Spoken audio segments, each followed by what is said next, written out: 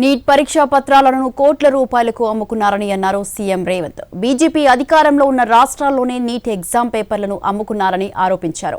మోడీ ప్రభుత్వం లక్షలాది మంది విద్యార్థుల జీవితాలతో చెలగాటమాడిందని మండిపడ్డారు.